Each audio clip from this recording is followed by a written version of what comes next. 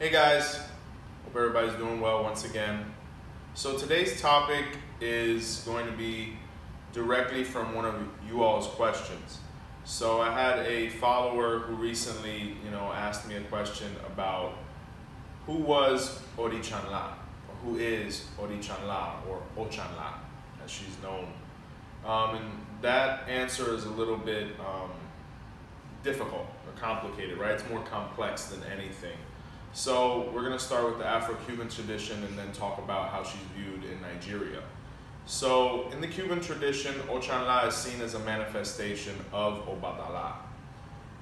She is viewed as a feminine path of Obatala. As far as her characteristics, she's seen as an elderly woman, a motherly figure, who's hard of seeing or has a, not that good a vision. She's older, she's dressed in all white, and she has very large hands. So these hands are used to protect her children. When it comes to Ochanla in the Cuban tradition, she's a very popular manifestation or path of Obatala. You'll see people who use certain necklaces or collares or eleques that have to do, that are white and crystal clear. Like you'll see an alternating pattern of white and crystal clear beads. So as far as her role and who she is, she's pretty popular in Ifa. As far as Odu goes, like as far as the signs go, she's seen in multiple signs. And she's very connected to Orumila, and she has, quite a big role within Ifa and multiple Odu.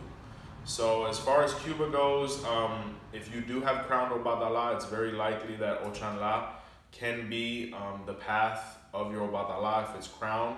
You'll also see people, due to the fact that Obatala has male and female manifestations, you'll see people who have crowned Ochanla and then their father is Ayaguna, which is another path of Obatala.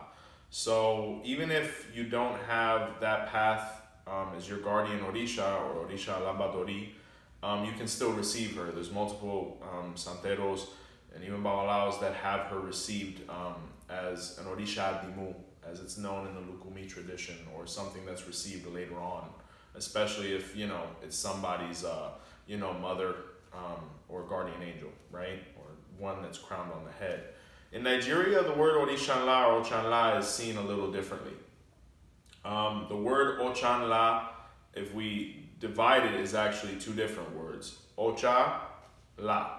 So Ochanla means big Orisha or great Orisha, or it also means the Orisha presents itself or arrives. And the word Ochanla or Orishanla, Ochanla is a short version of saying Orishanla, is actually the formal name of Obatala. Obatala is seen more as a colloquial term or something that's just used in common conversation. But Orishanla is nothing more in Nigeria than a name or title of Obatala, making reference to him as the first Orisha and the personal messenger of Olofin or Olodumare. So that's the key difference. As far as viewing Orishanla as a feminine deity, or that Ochanla as a feminine path of the Orisha in Nigeria, that isn't seen that way. They don't take that interpretation to it. So there's a very big difference between the way that word is viewed in Nigeria and the way it's viewed in Cuba. As such, I haven't come in contact with any Nigerian priest who's been able to tell me, about Ochanla as this motherly figure that we view her in Cuba. So the big issue we're seeing nowadays is, what's right, what's wrong, are things in the Cuban tradition correct? Are things in the Nigerian tradition correct? They're both correct. I mean, just because we haven't seen any evidence of Ochanla in Nigeria, or at least I haven't come across it, doesn't mean that she doesn't exist, or that the way we're interpreting it in the Creole tradition isn't valid. It definitely is, because there's multiple Odu that speak about her. At the same time, at the same token, the way the Nigerian priests or the traditional practitioners view it is also correct.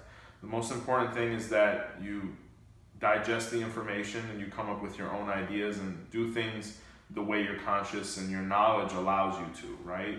So that's the big difference between, Ochanla, or who she is, in the Cuban tradition and the Nigerian tradition. So I just wanted to make a point of answering that question to that follower of the page so we can, clarify that doubt. So like I've said, questions will be answered here to the best of my ability. If they're asked in English, they'll be responded in English. In Spanish, they'll be responded in Spanish. So I hope you guys enjoyed this little bit of information, and keep the questions coming, and we'll keep the videos coming, okay?